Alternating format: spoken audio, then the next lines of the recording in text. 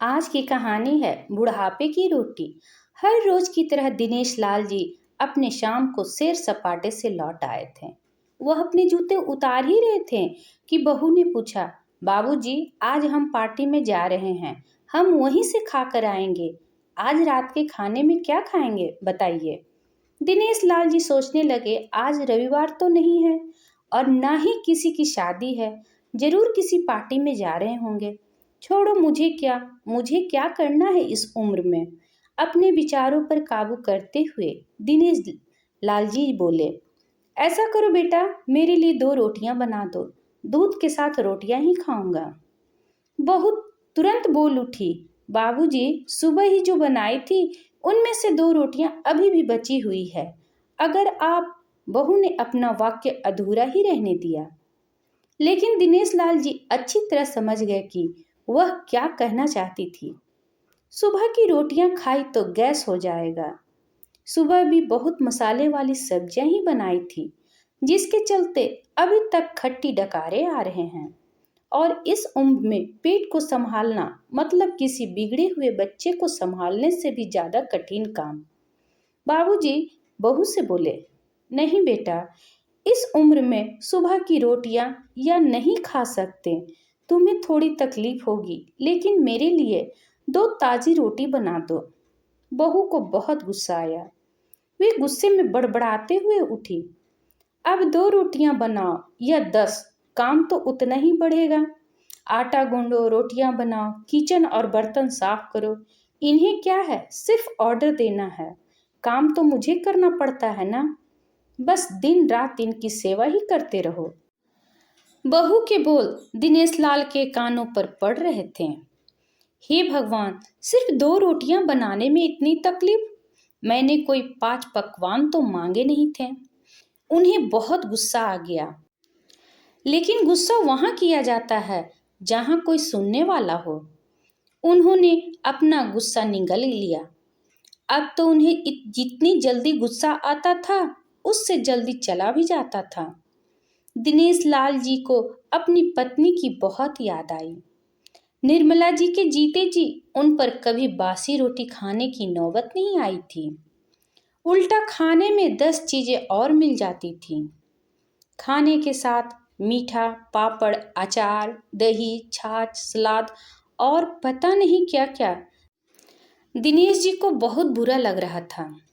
रहने दो बहू, मैं सुबह की रोटी ही खा लूंगा। फिजूल में तुम्हें तकलीफ होगी, और वैसे भी तुम्हारे हाथों की रोटी बहुत मुलायम होती है। मुझे चलेगा, मेरी वजह से तुम लोगों को देर नहीं होनी चाहिए। बहू को तो सोने से पीला मिल गया। वह अपनी आवाज मीठी करते हुए बोली, बाबूजी, आप चाय लेंगे क्या?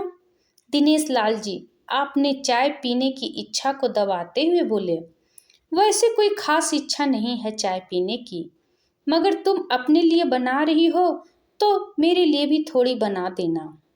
हाँ बाबूजी, मैं अपने लिए बनाने वाली हूँ, आपके लिए भी बना देती हूँ।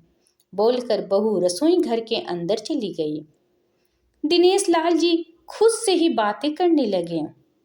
अभी तो लाखों की जायदाद है मेरे पास, यह घर भी मेरे नाम पर है और खातों में भी लाखों रुपए पड़े हैं। कभी बेटा विषय निकालता है तो मैं बोलकर टाल देता हूँ कि मेरे बाद तेरा ही तो है सब कुछ, और फिर भी 1 कप चाय और 2 ताजी रोटियों के लिए तरसना पड़ता हो तो उन बूढ़ों का क्या होता होगा, जिनके पास संपत्ति के नाम पर सिवा पुरानी यादों के कुछ भी नहीं होता। निर्मला को याद करके दिनेश लाल की आंखों में आंसू चमकने लगे और धीरे से गालों पर सरके। निर्मला के होते हुए उन्होंने घर का कोई भी काम नहीं किया था। आर्थिक जवाबदारियों के अलावा उनकी और कोई भी जवाबदारी नहीं थी। उनके व्यापार ने भी उन्हें अच्छा साथ दिया था। वह भी निर्मला से बहुत प्यार करते थे, लेकिन कभी जता या बता नहीं पाए।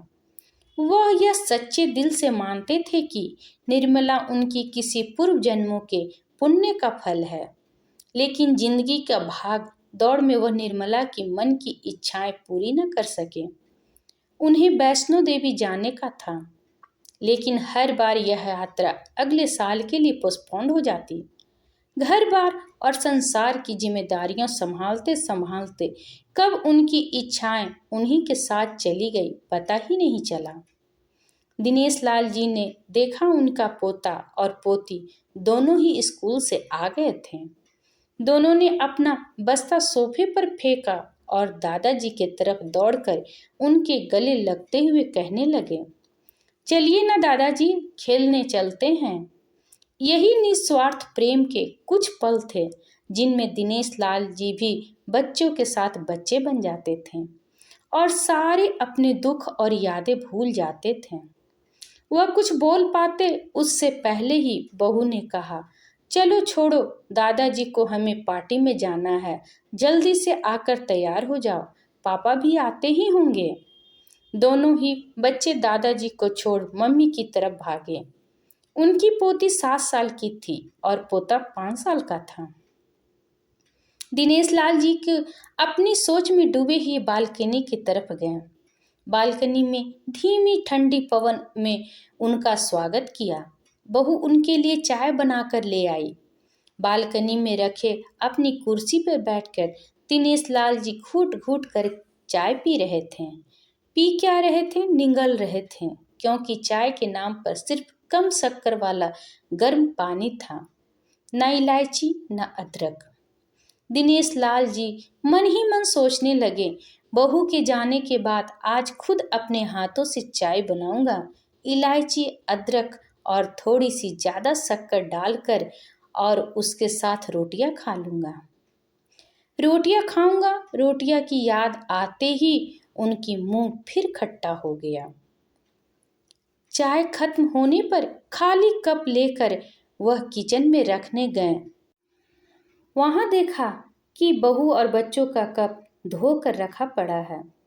उन्होंने भी अपना कप धोकर रख दिया और अपनी डायरी लेकर बालकनी में आ गए। बालकनी में बैठे बैठे उनकी नज़र सूखी हुई तुलसी के पौधे पर गई।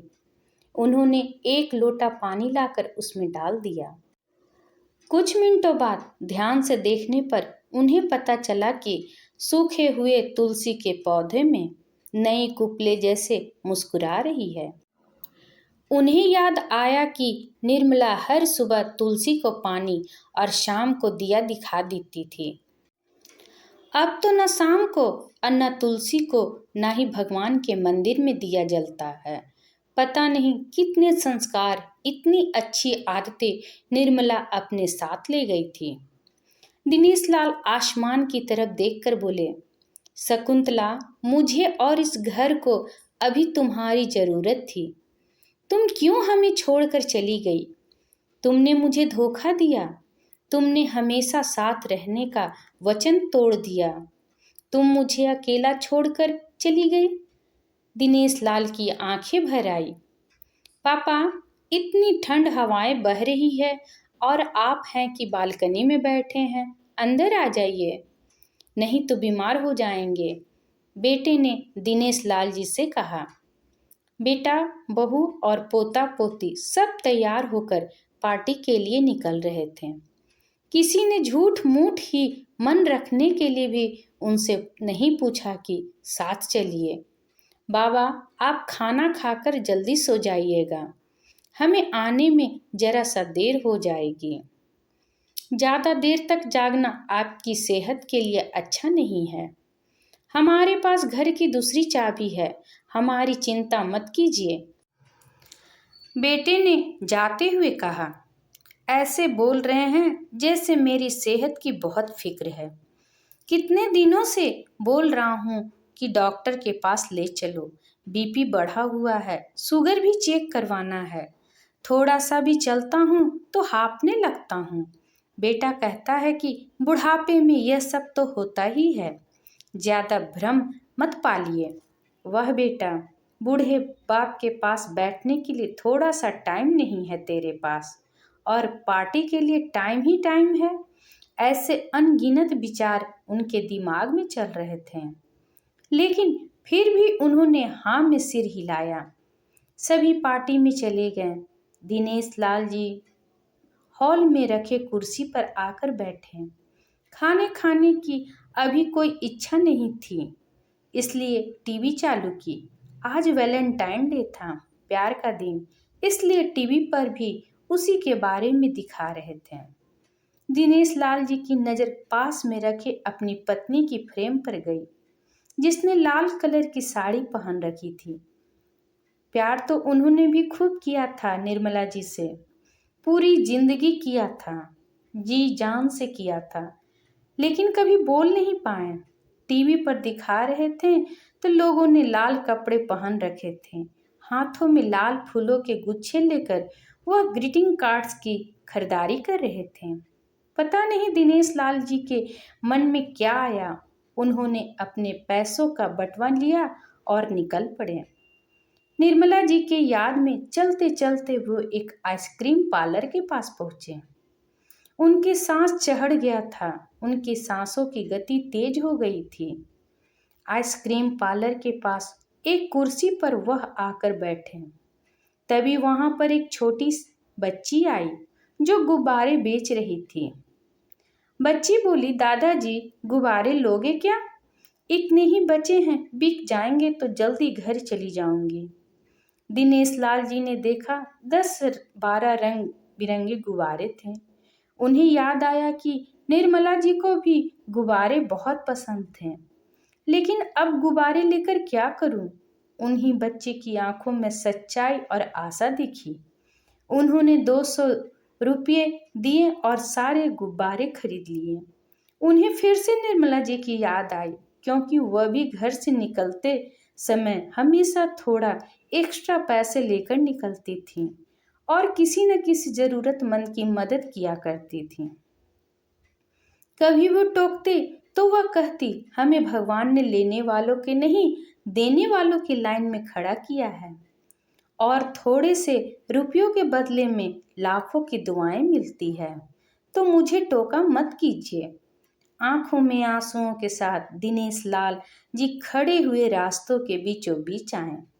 उन्होंने आसमान की तरफ देखा, अपने हाथ में पकड़े गुब्बारे आसमान में छोड़ दिए और चिल्लाकर बोले, निर्मला, मैं तुमसे प्यार करता हूँ। उनकी सांस से गति बढ़ गई, उनका शरीर लड़खड़ाया और जमीन में धड़ से गिर पड़े।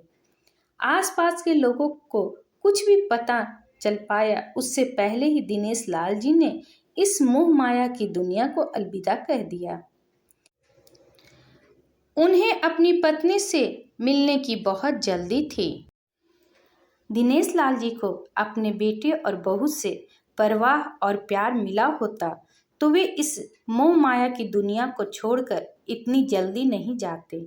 इस पर आपकी क्या राय है, कमेंट करके ज़रूर बताइएगा। अगर पसंद आया है तो प्लीज़ लाइक एंड सब्सक्राइब करना ना भूलें।